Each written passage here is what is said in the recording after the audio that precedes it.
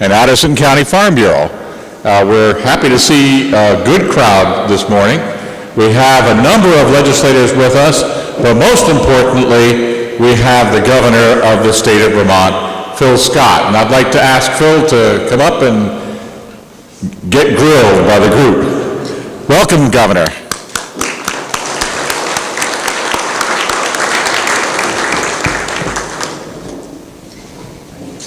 Well, good morning. Thank you all for coming out this morning and speaking and getting grilled. Thank you very much for the wonderful breakfast. And I was here about 5:07. They were hard at work getting everything ready. So thank you so much it was great.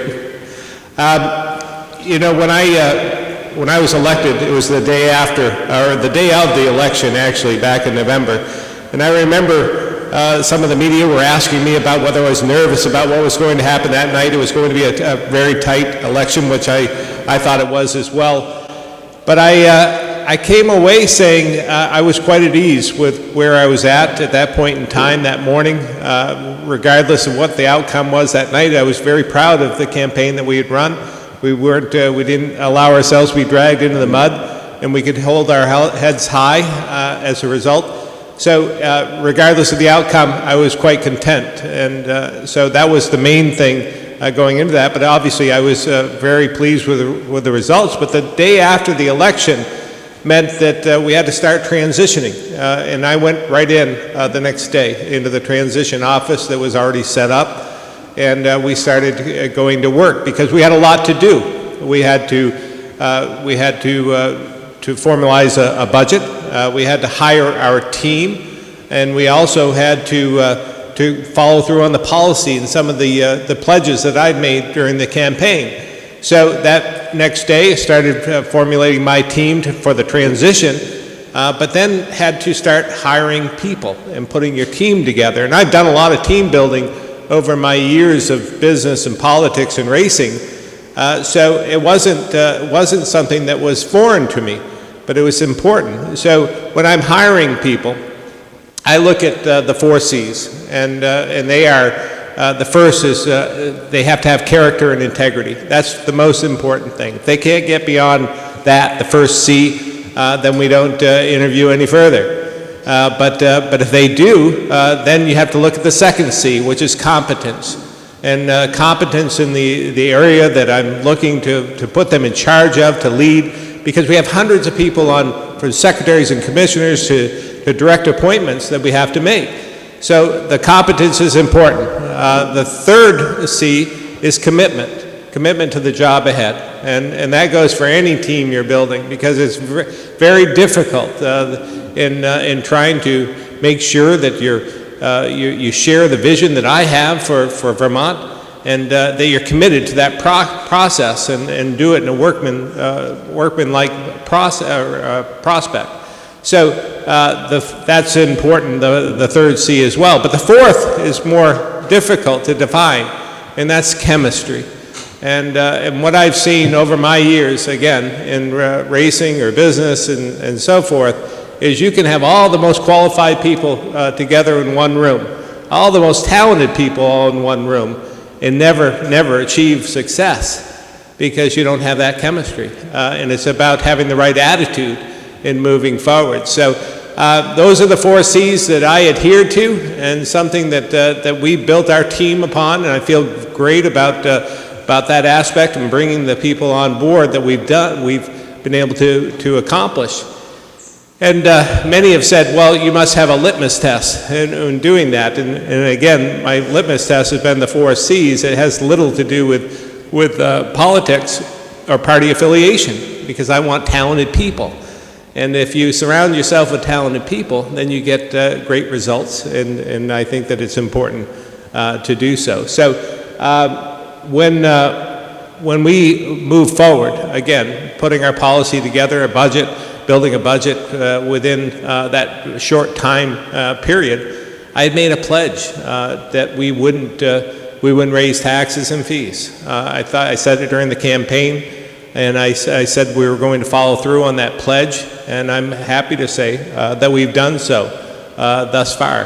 The House has passed a budget that didn't raise taxes and fees. It doesn't include every single item that I want and some of the investments that I think should be made, but we have to find ways to work together. And if we agree with the goal, and the goal for me was doing so without raising tax and fees, and we both accomplished that, then that's successful. And we can work together to find other ways of making those investments. Now, it's in the Senate at this point in time, and we'll work with the Senate and try and get some of those investments that I think are necessary within the budget, and then we'll go beyond that.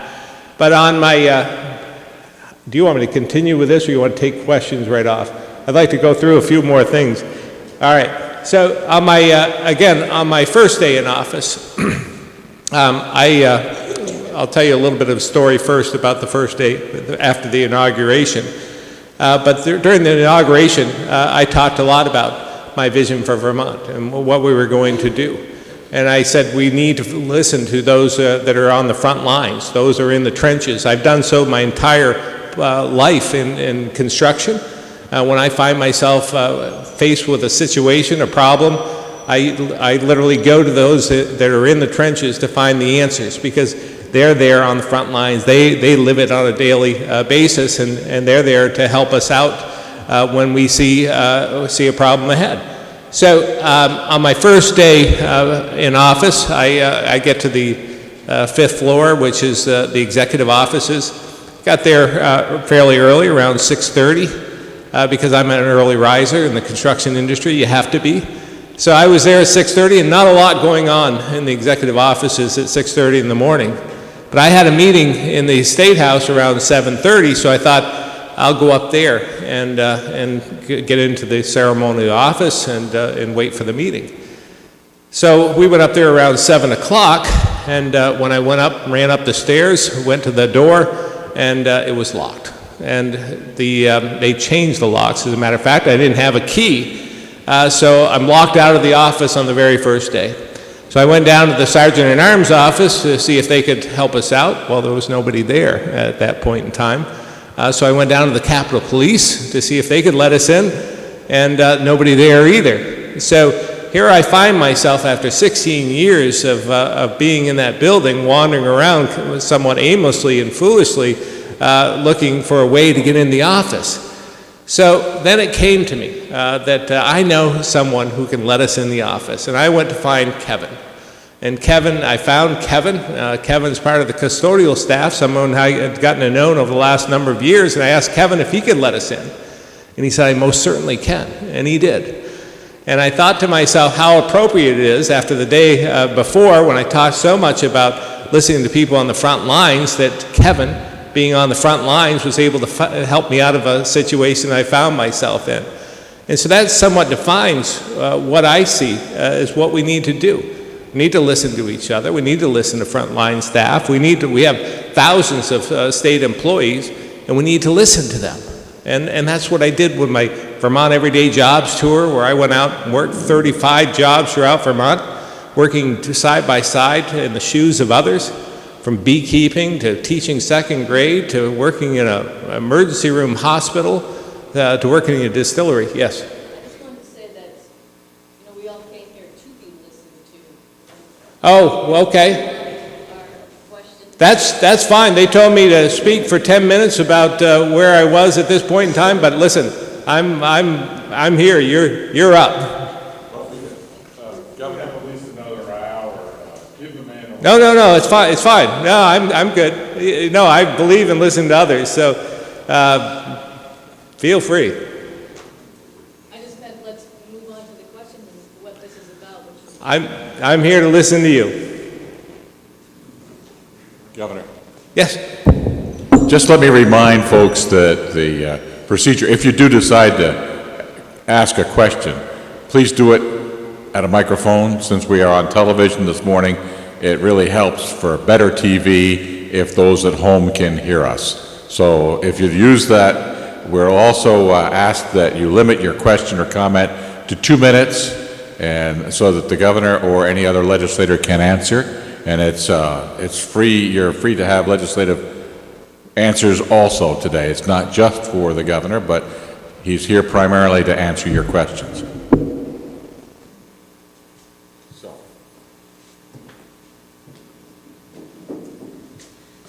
Good morning, Governor Scott, Good and morning. thank you for coming out and talking to us. This is a unique thing in Vermont, so I really appreciate it because I'm not originally from here, so this is a real special opportunity for us. I'm here from a group in Lincoln called Bridges, and we are interested in building bridges and not walls, and part of that is to protect our democracy and everybody in it. And one of the issues that we've been really interested in lately is the universal primary care bill that has been in the Senate and the House. And so we would like to know what you are doing to ensure that all Vermonters have universal primary care. Well, that's really important, obviously, for us in Vermont, and it's something that we have a lot of questions in terms of where we're going on a national level. That's thrown a bit of a wrench into things. And we've committed to doing everything we can to try and work our way through that so that everyone does have health care. We want to be sure Vermonters are protected. We've got, I think we put a pretty good team together in the Agency of Human Services, led by Secretary Al Gabay and many, many other commissioners. We're working our way through, again, trying to work with the administration in D.C., our congressional delegation as well, other governors throughout around the country, to make sure that whatever they put into place doesn't have detrimental effects on Vermont. What came forth, what was proposed by the administration and the House Republicans wasn't going to work, I didn't believe, for Vermont. It was going to leave us, we're very reliant on federal funds here in Vermont. About half our budget, as a matter of fact, is based on federal funding. So that initiative would have put thousands of people off from health care and also provided for a lot less money, hundreds of millions of dollars less. So again, we're trying to anticipate what's going to happen, but that's difficult, as many of us know here, what will happen as a result. But there are many other governors throughout Vermont that are faced with the same premise, particularly with Medicaid funding, to try and protect us because we expanded Medicaid in Vermont, and for good reason. And I think that we'll work through that. I believe it's going to be okay, at least in the short term. But again, as I was heading here this morning, I heard more about maybe the repeal of the Affordable Care Act. And again, we're not sure what that's going to mean for us here in Vermont, whether that's going to mean a loss of funding. And if it does, we're going to have any of the reserves, utilize any of the reserves that we do have for that, but it won't be enough if it's a full repeal. But we're hoping that cooler heads will prevail and that we'll have some common sense injected. Because as I said, we're not the only state that has taken advantage of expanded Medicaid. Massachusetts, Maryland, Michigan, many, many other states, Arizona. So we'll work with them as well as with our delegation to make sure that we're protected. Thank you. Another question? Hi, Bob Zelo of Bridport. It's on the same topic, and I'm really happy to hear what you just said. That's certainly a step in the right direction. But universal primary care, as I understand it, as it's being proposed, and others here, Claire knows this far better, and I'm a little out of touch. But I believe it's only a $60,000 study to get the facts together so we would understand exactly what it would cost to do. And I would think that with all the stuff going on in Washington with about health care, at least that would, if we could do that study to see if it would work for us and hopefully actually enact it, that would give every Vermonter at least access to primary care. And primary care, no matter what study you look at, the benefits of those dollars versus long-term just seems to make sense. And I've been away for 3 weeks, so I'm a little out of touch. Would you support a bill that included $60,000 to study for universal primary care? Well, it's not the $60,000 that I'm concerned about. It really is about the 1.6 billion that we currently pay in terms of Medicaid. We have 200,000 people, maybe it's 1.3 billion. We currently have around a third of our population is somehow connected to Medicaid. So if they in Washington decide to do something vastly different than what's being done today, and we don't have some of that federal funding, it's not going to be $60,000 that we're going to have to worry about. It's going to be literally hundreds of millions of dollars. So regardless of how we feel, again, we're so reliant on federal funding that we have to take that into account because we don't have the capacity to make that difference up. So it really is dependent on what they do, and then we can move forward from there.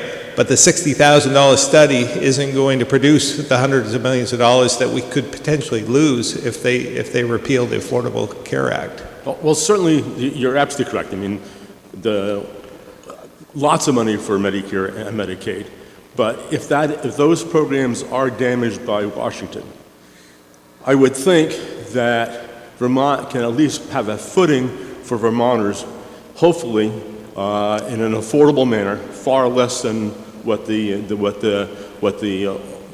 total Medicare and Medicaid budget is, which may be lost.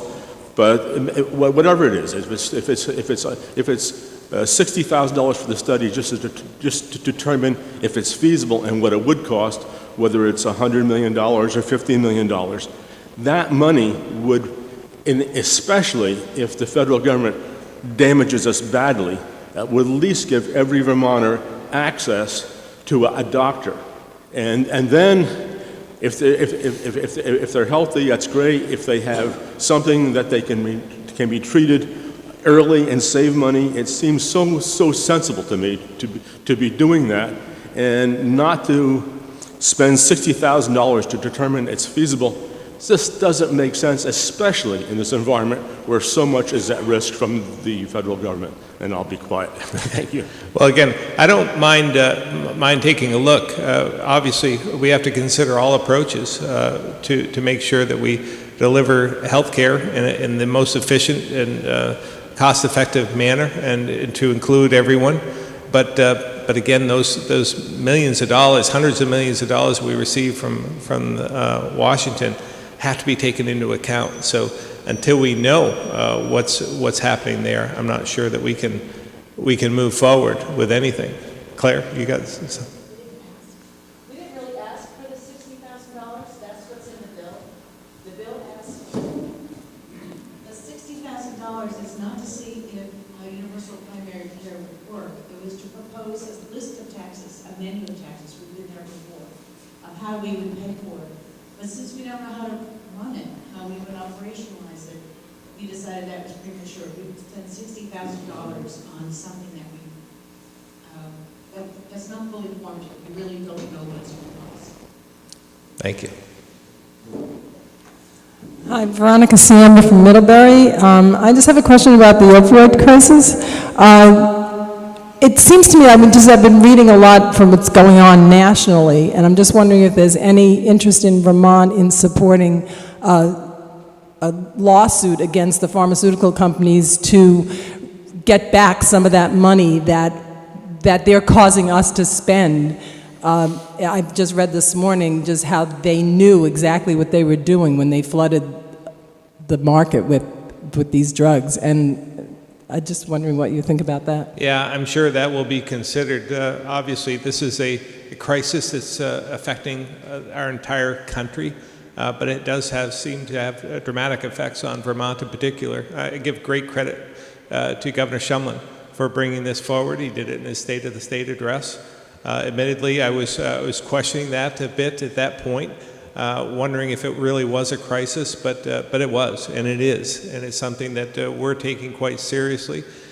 We had a summit last week at VTC, bringing people together to try and take a first step in trying to determine how do we make sure that we have the workforce in terms of counseling and so forth. We need to make sure that we have that to help those who are addicted.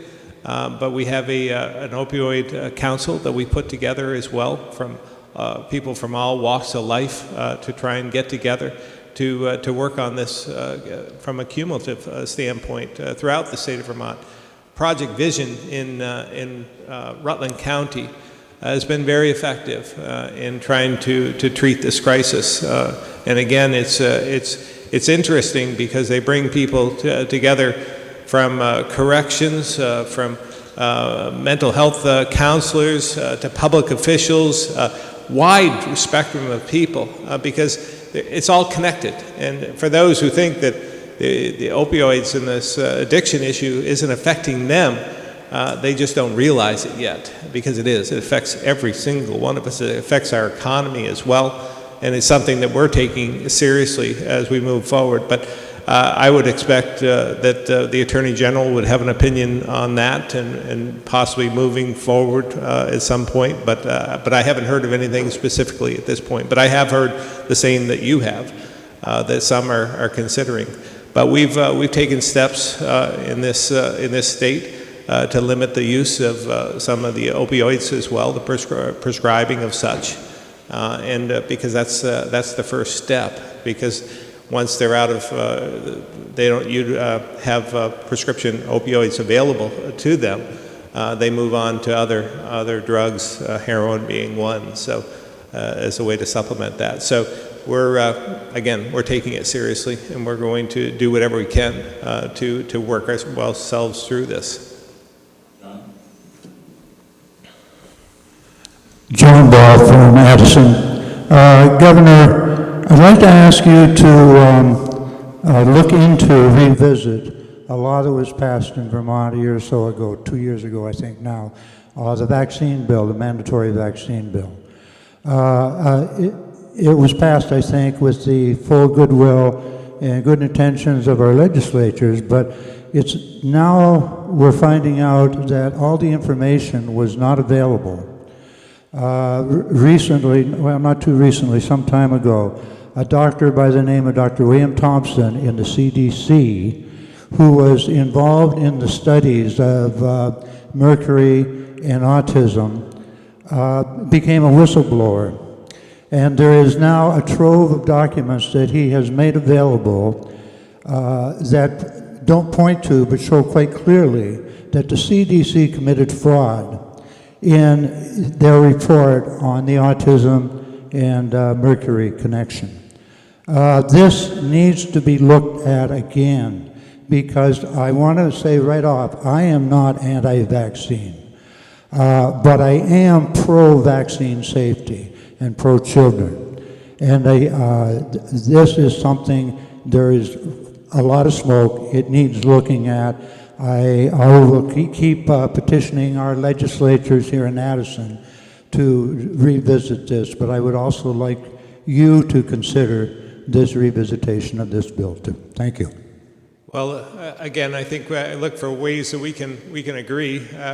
I'm pro children as well, and I'm actually pro vaccine as well. I think that the steps we've taken over the last few decades have been positive for our kids, for society, and trying to thwart some of the disease that's been rampaging our society. So, but at the same time, I appreciate your perspective, and I'm sure that we'll continue to monitor and look at that, and if there's new data that shows that we should be doing something different, I'm sure we will. We'll continue to monitor that situation.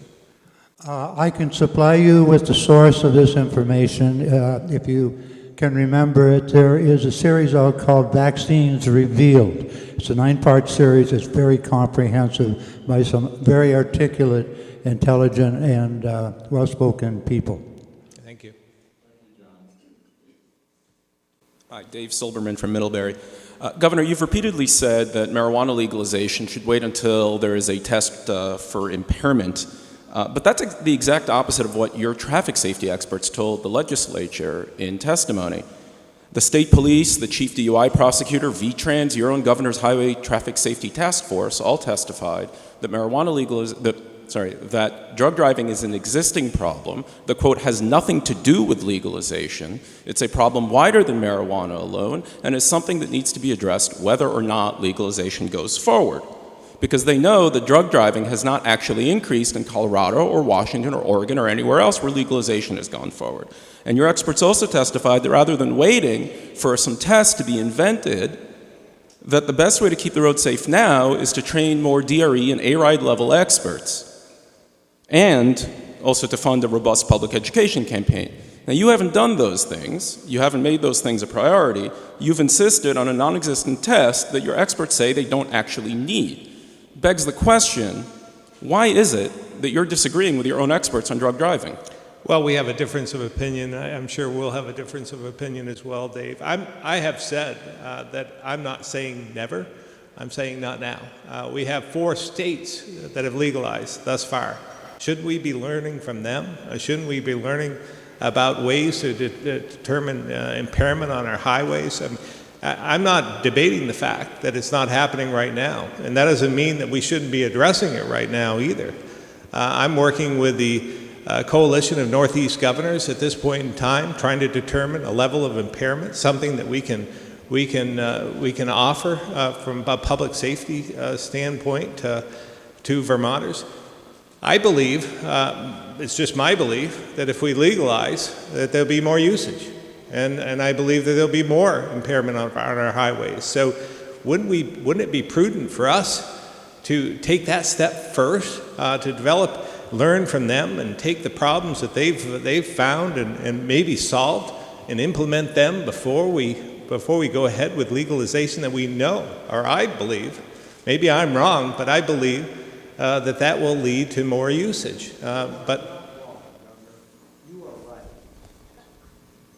Well, thank you. But that's my feeling. I just think we ought to be better prepared. We need to take every step we possibly can. I think public safety is important to our society. I think it's the first. I think that as far as government is concerned, I think public safety is paramount to everything else. I think that's what we're one of the reasons we're formed. So, please go ahead. No, go ahead. Yeah.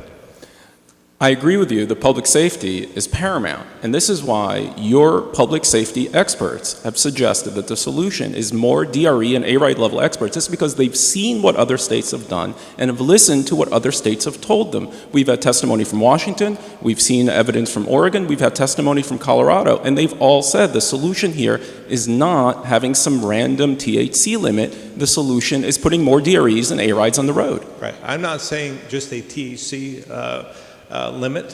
In fact, I think there are some other states that have come up with combinations of THC, alcohol, and other ways to determine the level of impairment. And maybe that's not the right approach. But as I spoke with the other New England governors just the other day about we should have something in common because if Maine and New Hampshire, if they move forward with legalization as they have been instructed to do by referendum, that we need to have some way of determining, and maybe it is DREs, but we're not there yet. It's very expensive in terms of the DREs. We have a few that are certified at this point. I believe that we should be moving forward because it's not just about pot legalization. We do have drug impairment, opioids and so forth, and alcohol, and the combination of everything, all the above. So I just believe that we're not prepared for that yet, and maybe we're behind the curve, but we should become more prepared before we legalize another substance. That's just my opinion. Thank you. Good morning. Good morning. This is Peter Grant from Bristol. I have several issues, but I'll try to stick to one. This auto inspection thing. My car has a check engine light on. I went to my local repairman who is very good on my kind of car, and he says, it's not worth fixing because it doesn't affect anything. It doesn't affect safety, it doesn't affect engine performance, it doesn't affect car performance. However, you're going to have to spend $50 or $100 next year because the state won't allow any car to pass inspection with a engine check light on. Do you think this is reasonable? Well, the House just passed something, I think it was last week, a bill to make sure that those who have a check engine light on can still pass inspection. I've asked we've had a number, I'm sure you're aware that we're going through a transition with the inspection process. It's it's more online at this point, and it's been a bit of a challenge. This was something that was done in the previous administration, something that we're trying to deal with. So I just asked, because that's one of the issues, the check engine light issues. But I think we should be looking at our entire inspection process and the laws and regulations that we've had over the years, and let's go through those as well and see if there's any others that don't make sense. I'll give you another, and I'm probably one of the only governors in the country that has their inspection license. I do inspections as well, and I know Dave here has done a lot himself. But the check engine light is one that 9 times out of 10 is due to a sensor of some sort, and very, very difficult to determine why and how much it's going to cost to repair that. What we should be concerned with is the tailpipe emissions, and determining that, I think, is much more important than whether the light is on or not. So we'll see where this goes. I'm supportive of taking a look at this, because I think it does prevent many people from getting their cars inspection, which has a ripple effect. When you don't have your car inspected, you need to get to work, and all of a sudden you get picked up for that. It snowballs from there. So we need to take a look to see what we can do to alleviate some of the process. Another one that I wanted to talk about was like a rocker panel. A rocker panel rusty or has a hole in it, prevents you from getting your car inspected. And that's fine if it's a unibody frame, and that is a safety concern. But if you have a full-bodied truck, or full-frame truck with a rocker panel that has a hole in it, I don't think that should prevent you from getting your vehicle inspected. So I'd just like to go back and take a look at all the laws that we have surrounding the inspection process and see if we can make some sense out of it. Thank you, Governor. Is what you're saying is he has trouble in getting his car inspected, you'll do it? Well, I don't know about that, but I may need a job in a couple of years. So, but Dave might have something to offer on this as well, because he's done it for years.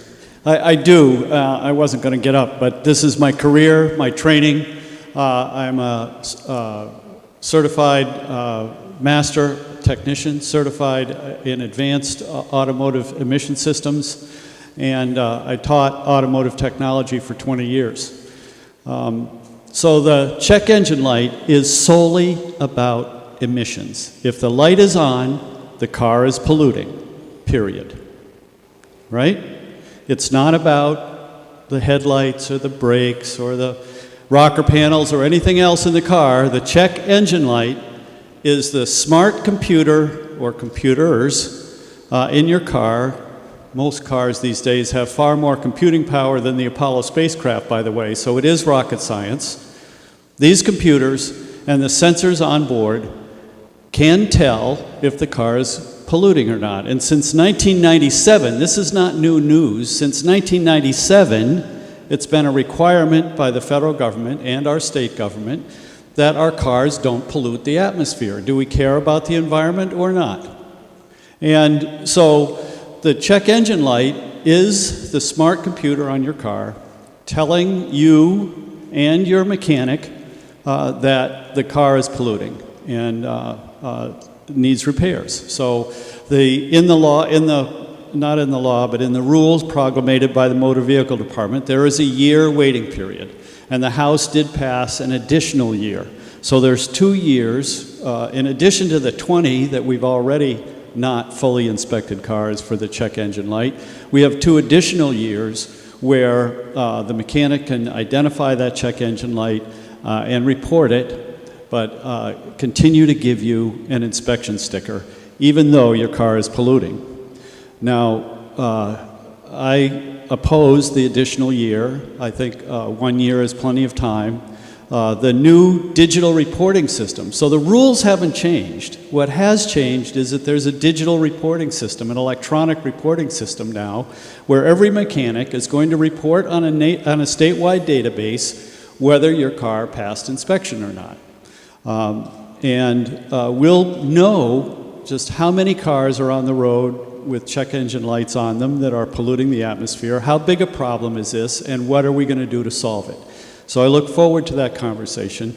I agree with the governor that we should continue to look at the inspection processes. Some of them are rather arcane and need modernization for today's cars. So I look forward to that conversation. But I want people to understand that that check engine light means that the computer on your car has figured out that your car is polluting the atmosphere.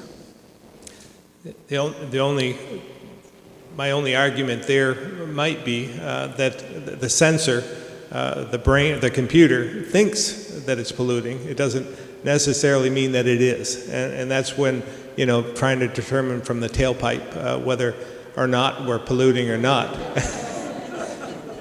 I'm sorry. Inspections always come up, You're absolutely right. And so when this was decided in 1997, I was teaching at the Essex Tech Center, and the Essex Tech Center became a trial location for doing what Maine was doing. And that was actually putting a sensor, a machine, attaching your car to a machine, and driving the trace, which is challenging for us older people, but the kids seem to handle it pretty well, where you put the car on a dynamometer and you run the car up a hill, down a hill, hard braking, fast acceleration, the kind of things that you might do in driving a car in everyday life, and measure the emissions out of the tailpipe. And Maine put this in place, and it was a disaster. If you could imagine every inspection on your car requiring, first of all, the inspection station to invest not $1,600 in the machine that they're investing in today, but $10,000 or $20,000 for the equipment to actually put your car on a dynamometer and measure the emissions, and then require that every car in the state go through this emission testing on an annual basis. It was a complete and utter disaster in Maine, and the decision was made in Vermont at that time that we would rely on the check engine light, and we would rely on the computer and the car telling us whether the car was polluting or not. So the governor's absolutely right. It can be a sensor, typically an O2 sensor, that is misreading the emissions of the car and turning on that check engine light, and what needs to happen is for that sensor to be replaced. But the alternative of actually checking the emissions out of the tailpipe is extraordinarily expensive and very difficult to implement on a statewide basis. I get the last word on this one, right? There may be another way in between, and I would just advocate that if there are 10% of the cars that don't pass inspection because of the check engine light, that maybe just those would be able to go to another process to determine whether it is a faulty sensor, because I've seen dealers try to track this down and spend thousands of dollars trying to do so on vehicles and not be able to come to a conclusion. So I would only advocate that maybe with those 10%, if they needed to go to the next level, there might be a way for a dealer to go to the tailpipe to determine whether it is polluting or not, and that would be my only. We don't want cars to pollute, obviously. We want them to be as efficient as possible. Charles Kelly, Addison. First, I'd like to congratulate you on running a good campaign, and I'd like to congratulate the people of Vermont for giving, the common sense people of Vermont for giving you an overwhelming victory. Well, thank you. I'm here to ask you about Senate Bill 51, which is the renewable energy bill, and I find that it is counterproductive to what we need here in Vermont. We need clean energy, yes, but we don't need it done where it's going to affect 15% of our farmland and get there in the next 8 years, which means we're at 0.5% renewable energy now. We're going to get to 25% in the next 8 years? I don't think so. Secondly, I would like you to form or request that the House Energy Committee form a task force of independent people from academia, from industry, and legislature who will give an honest opinion of what's the best way to go forward with our energy needs. And I have a study I've done on the problem of energy and looking primarily at the impact of Senate Bill 51, which would require 128,000 acres of our farmland to be able to meet those energy requirements. And like I said, we're only at 0.5% now. So the acceleration that would be needed to meet that bill's requirements, if it becomes a law, is going to have an impact on our planning. I spent 8 years on the Planning Commission in Addison. I resigned that post just recently because of where I see this going, and I don't think it's in the best interest of Vermont for us to go forward without a better examination, not from VPIRG, not from lobbyists, but from real people that have to deal with energy and energy solutions. I'm not familiar with S51. Has it passed? It's 90% by 2050. Oh yeah. With measured. Energy plan is now being put Right. as legislative interim. Got it. Yeah, no, I remember. Thank you. I've committed to the 90% renewable by 2050. I believe that it can be attainable. It's going to take some technology in order to do that. I also believe that after traveling to Quebec, I think that it's energy rich in Quebec. A lot of renewable energy in Quebec, and we're actually utilizing quite a bit of that now. And I think we should continue to do whatever we can to establish a partnership with Quebec so that we can take advantage of the power that's already being developed there, renewable power. I've been opposed to ridgeline development, probably no surprise to many.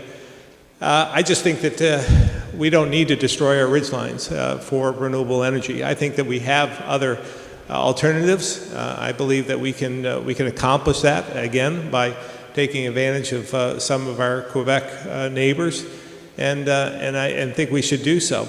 And we don't have to destroy our ridgelines to accomplish that.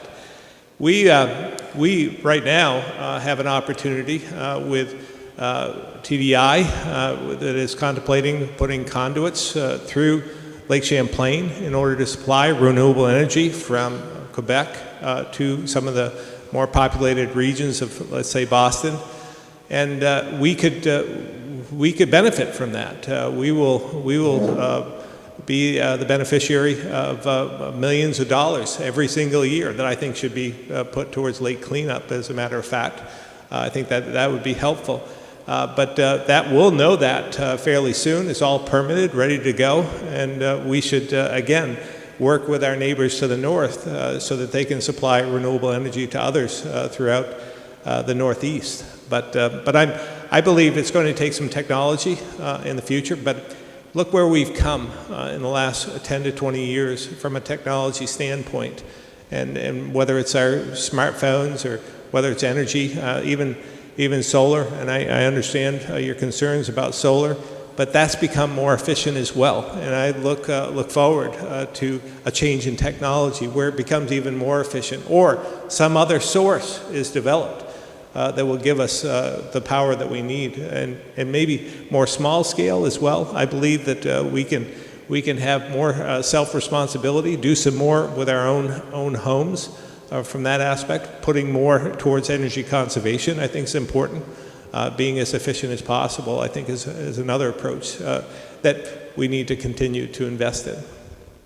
Thank you, Governor. Just one last thing that I hope you have as much oversight on solar energy as you have on ridgeline energy, because it's going to really impact our farms. 15% reduction in farmland that they need for growing food and crops. It's necessary to really look hard at that. That's why I would ask for a task force within the Energy Committee that has another point of view other than what we hear from VPIRG or the lobbyists. When I took office the first day, executive order, and it was very simple, and these are guiding principles, guidelines that we follow each and every day with every policy we push forward and every bill that we consider. And it's really very simple, making Vermont more affordable, growing the economy, and taking care of the most vulnerable. And those are the three principles that we adhere to. When I think about our energy needs and some of even solar, industrial wind, and so forth, you have to look at what that does for us in the future, us as Vermonters, not about maybe taking care of some of our out-of-state concerns, because some of these initiatives, whether it's ridgeline development, for instance, extremely, I think, devastating to our ridgelines, for far little benefit in the future is in terms of jobs, ongoing jobs.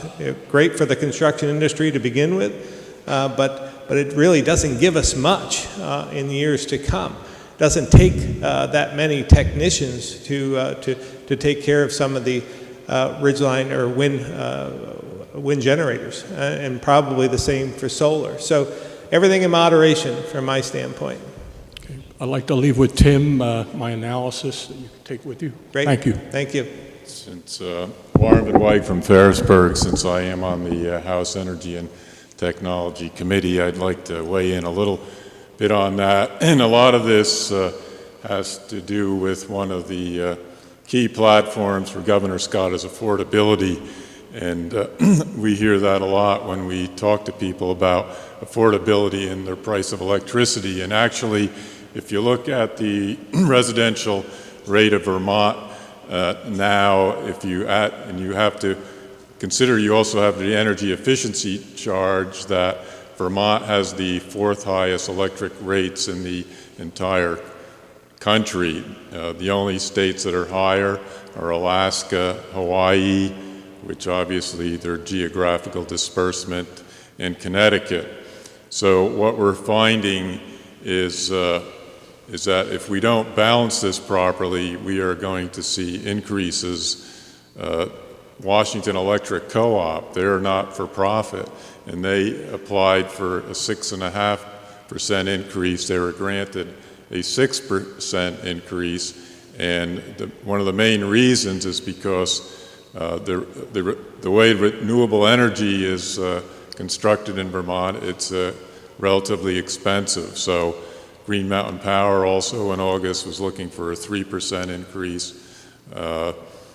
They were granted a 1%. They're going to be filing a rate case. Recently, 2 weeks ago, FabTech, a Vermont company, also offices in Boise, Idaho, said that indeed they're going to move their corporate offices from Vermont to Boise, and one of the main reasons is because the price of electricity in Vermont is almost double what it is in Idaho. So we really, affordability, building businesses, et cetera, we have to keep an eye on that.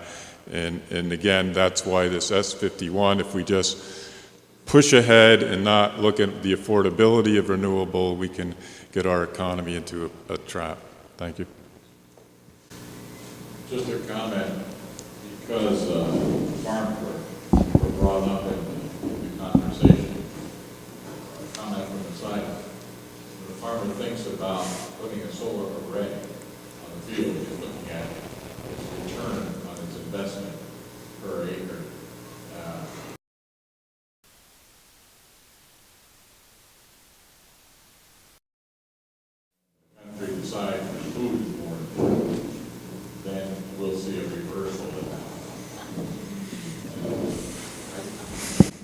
Good morning, Governor. My name's Heidi Willis. I'm from Salisbury. Thanks for coming all the way over to Addison County. This has been a really good conversation. And I have a question about kind of a tangential topic. Your colleague in Louisiana, the governor of Louisiana this week, declared the coast of Louisiana to be in a state of emergency due to rising sea levels and the erosion. They're losing, I believe, the equivalent of 2 football fields a day of shoreline in Louisiana due to the rising sea levels due to climate change. So, again, tangential to S51. So I'm interested in what your plans are for Vermont. We don't have the coast of Louisiana, but climate change is impacting us. And so I'm interested in your plans to both mitigate the effects of climate change and also to combat increasing effects. We talk about affordability, we talk about the future. Climate change will just impose choices, impose conditions on us. We won't have choices. They'll reduce our choices. So I'm just curious what your plans are regarding climate change. Well, thank you. Thank you. Again, I'm committed to the goal of 90% renewables by 2050. I think that that's a laudable goal, and I believe that that's part of the solution as well. We're doing our fair share here in Vermont. I think that that's important to state that we've done this. We also have to take care of the effects of climate change because it is changing. We're seeing more severe storms. We're seeing more water, and we need to make sure that we mitigate from that standpoint. Take care of some of the storage of storm water I think is incredibly important. That we any projects that are built that we take that into account, which we are, in trying to upsize and to determine whether we should downsize in some respects some of the capacity of the culverts so that we can continue to store the water. There is a science behind that, and I think we've made great strides in trying to prevent further damage to Vermont. But I would say we as Vermonters are doing our fair share and more to try and curb climate change by reducing our carbon emissions and so forth. Hi, Peter Grant again. My question is back to medicine. I have been prescribed some heart medicine. One of them is Eliquis. Eliquis started out at $20 a month. Now it's up to over $400 a month. And I think most of that goes to 2 areas. One is excessive TV ads, which are useless because that's a prescription drug, and people who watch TV can't go out and buy it because they have to get a prescription. The second is it must be so that the CEOs of the 4 different companies that have their name on this product can buy yachts and second homes and things like that. Who's affording this now? Well, if I don't have insurance, then I have to pay $400 a month instead of $20. But since I have insurance and I also have Medicare Part D, both the insurance company has to pay for this increase, this exorbitant increase, and also the U.S. government, because I'm on Part D Medicare, which means that Vermont has to pay for part of this excessive price. Do you think that you can help Bernie Sanders, who wanted to get people to go to Canada to buy excessively priced drugs up there where they'd have a better control on things? Or do you think Vermont could help out the rest of the country by establishing some way to say that 20 times what it costs, especially if the product is developed by the United States government, which develops a lot of the drugs which are now excessively priced, that Vermont can say that you can only make so much profit on the sick people, which eventually the government has to pay because, it's excessive. Well, first of all, I don't think I need to give Bernie Sanders any advice. I think he's doing quite well without mine. In terms of trying to do something here in Vermont, this is a national issue. It really is. And again, we're such a small piece of the puzzle we suffer from it, from high prices, but we also benefit as well. I mean, there's been many prescription drugs that have come and alleviated a lot of pain for us as a society, us throughout the United States and here in Vermont as well. But at the same time, I agree. The excessive advertisement, the money spent there, they're selling their product. You can't blame them for that. But at the same time, if it affects us in terms of trying to pay for that is desperately needed, that's a problem. But I believe it is a national issue that should be addressed. Natalie Peters, Middlebury. I just want to interrupt long enough to say hooray. He's saying exactly what I wanted to stand up and say. It occurs to me that maybe the legislators and the governor together could petition our congressman to do something at a national level about this. It's ridiculous. I mean, drugs cost, I'm sure it must be a big piece of their cost, must be the advertising. You can't possibly buy anything they advertise. You've got to go through your doctor, which they carry on forever about it, drive you nuts. Anyway, if you were to petition our congressman, perhaps, I know you can't keep them from advertising, but perhaps it can be regulated and limited so they can only spend so much on TV advertising on their drugs. That would put a floor on it and maybe make a difference in the prices. It just seems like he's right. Something's got to be done. We've got a pretty strong delegation with Bernie Sanders, Pat Leahy being one of the most powerful on the Appropriations Committee, and Peter Welch, who's made great strides in trying to reach across the aisle and trying to do some common sense in D.C. So between the three, I continually speak with them on a weekly, monthly basis, and we'll certainly pass on those concerns we have, but certainly we'll pass that on to them. Spencer Putnam, Weybridge. You're in the heart of the dairy industry in Vermont, and that industry right now is under threat because of federal policies on immigration. And we have a lot of workers from out of the country, many of whom are undocumented, and current federal policies are creating an atmosphere of fear, and actually there are cases where people have been rounded up and deported. I respect the fact that you've joined in a statement saying that our police department should concentrate on their primary job, which is providing police protection in our communities. I'm wondering what you as a Republican governor can do to influence the federal government to take a more rational approach to immigration policies, and particularly to clarify things so that our farm workers are not living in daily fear that they're going to be rounded up. Yeah, it's something that has been a problem for us for quite some time. With the new administration, obviously, the views on immigration are different than mine. I believe that our law enforcement are doing, our state and local law enforcement are doing just what you've asked. They're looking at those who are breaking the law and trying to uphold the law and not looking to round anyone up. I came from Barrie with a rich ethnic history, all revolving around the economy, by the way, with granite. And it was the Italians, the Swedes, the Scots, the French Canadians who all came to Barrie, spoke many, many different languages when I was growing up.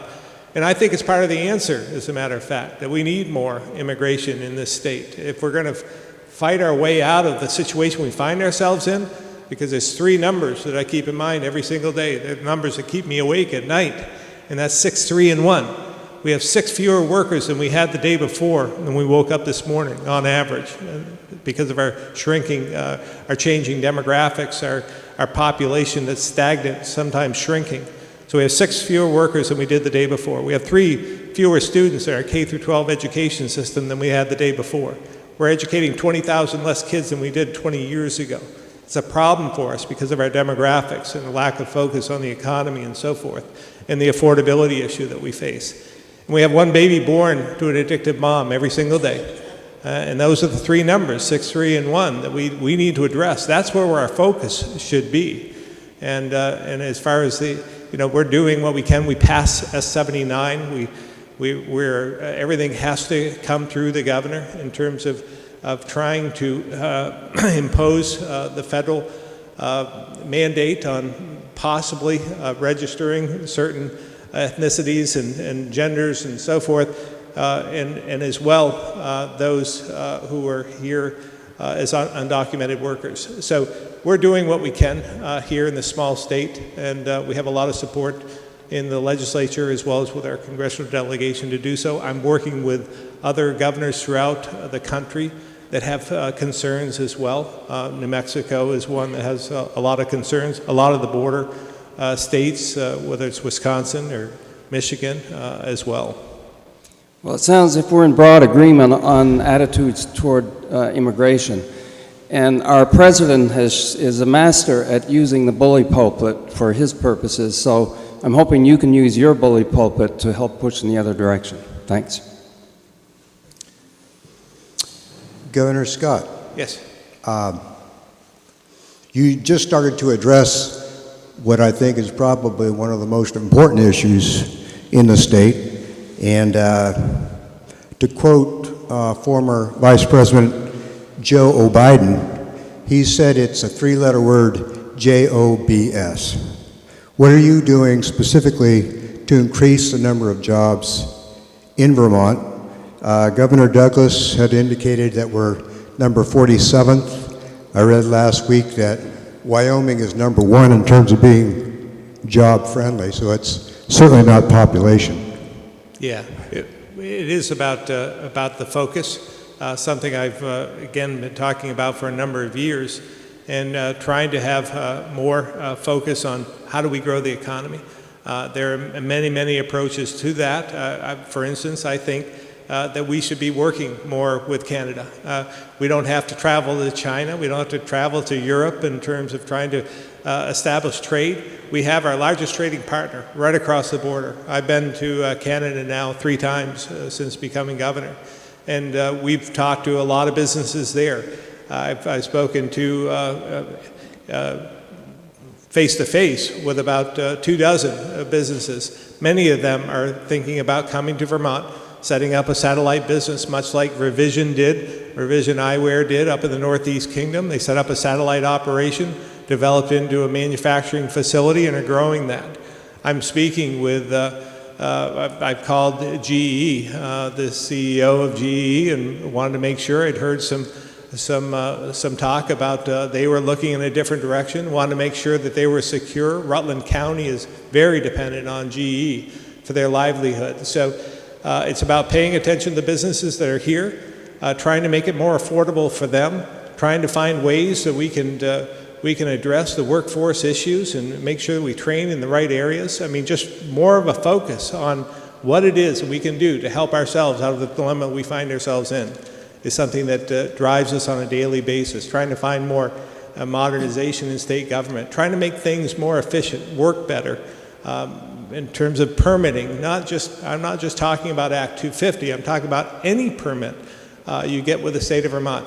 We're introducing a lean principle to that, looking for some of those bottlenecks, finding out ways that it can be just a more efficient process, not degrading our high environmental standards, but doing whatever we can to make it predictable and more efficient. So we're taking a number of measures and working with the legislature as well to try and introduce those and continue down that path. I had a hard stop at 8:30, so I've got to be in Rutland for another. But you already answered half my questions. Okay, I'll take another question. My name is Matt Byron. I'm a resident of Vergennes. I'm also a small business owner in town. I own a cafe on Main Street. I employ between 12 and 20 people seasonally adjusting. This gentleman's question answered about half of what I was going to ask you, which is great. So my question is, you're talking about drawing in larger corporations and bigger business, which is awesome. No, not just about larger businesses. No. I'm kind of leading up into that. So for like our existing businesses, though, I think the most recent DOL numbers put us at 80% of our businesses have 10 and under for employees, 90% are 20 and under. So that being said, what is your, like more specifically, what is your plan to help businesses like ours through maybe tax credits, workplace policy initiatives that are job retention or attracting or retaining employees, things of that nature? Like, what are your specific thoughts on that? One of the biggest things, I believe, one of the biggest barriers for someone staying in Vermont, we have 40,000 kids in our higher education going to our colleges and universities here in this state. 40,000, 10,000 graduate every single year.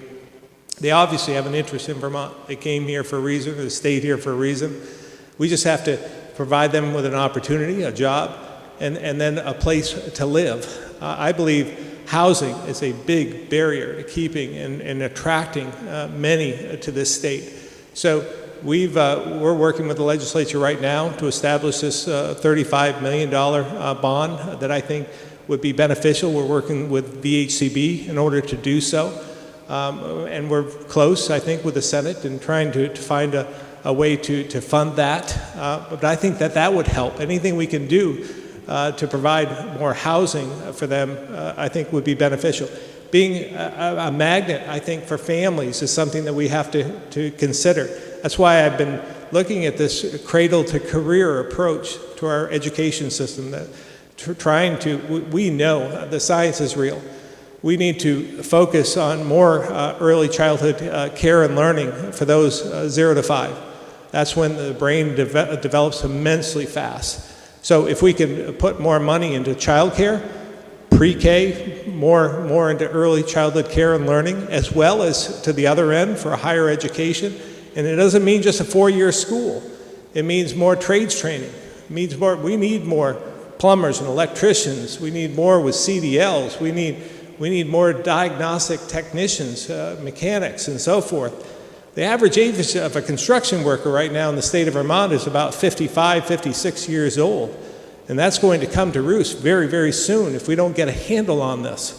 So we need to focus more on workforce development, but as well, I really do think early childhood care and learning and housing are the biggest barriers to attracting and keeping families here. Do you see the family medical leave proposal as a component of the early childhood development and also a tool for businesses to attract and retain as sort of a larger benefit package? I think it can be. I owned a business for over 30 years. We utilized that. We had our own plan that we developed for our employees, and it was quite successful. It led to, we didn't have that much attrition. We kept our employees there because we offered something, but it was something we did as a cost of doing business because we thought it was important.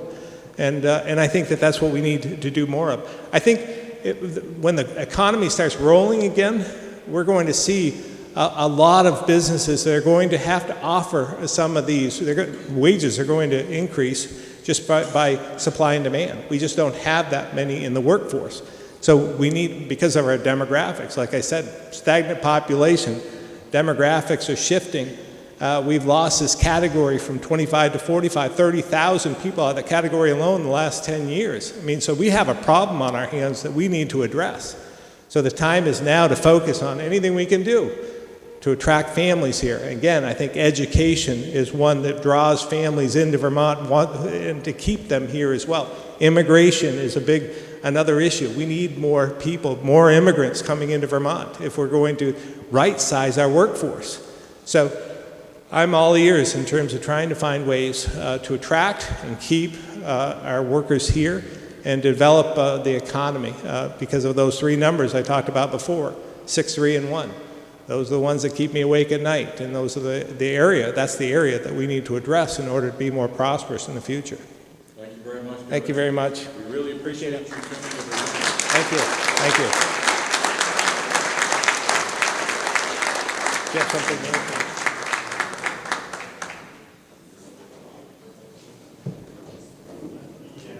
So before we conclude our program today, are there any other questions for legislators? I know the governor has to go, and be in another place, but if you have some questions or inquiries that you'd like to, please move to the microphone and ask the question. Anybody?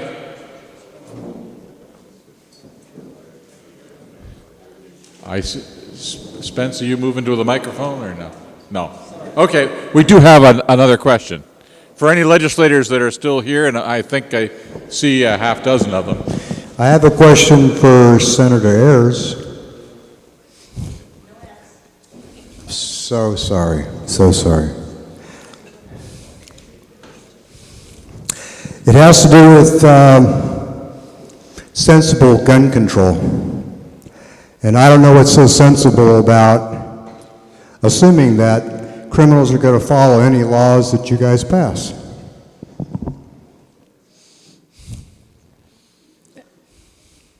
I'm not sure what the question is specifically. The question, I'm sorry, I thought it was clear. It was clear to me, but these things run through my head quite a bit. I am a very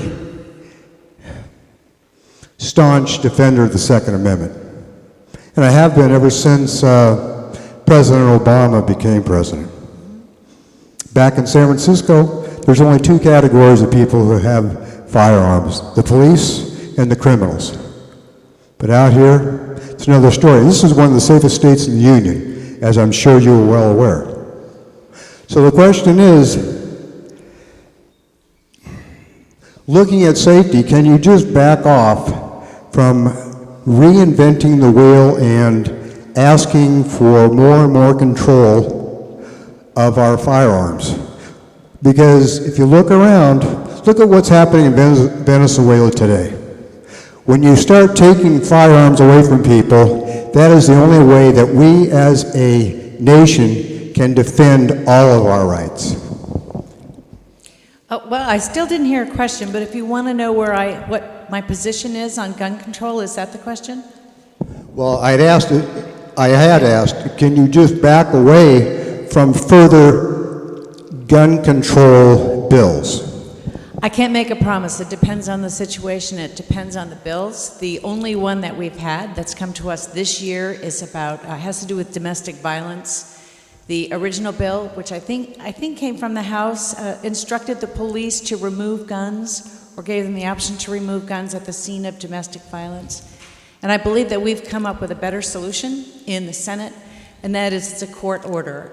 What we were told was that the perpetrator of domestic violence, and it isn't always men, but that the perpetrator of domestic violence is removed from the home right away, so that immediate danger is not there. That the police going through the house looking for firearms may aggravate the situation, and that when that person is discharged back into society, whether it's to await trial or whatever, the judge can make that a condition of that release. And I think that makes sense. It's an individual basis.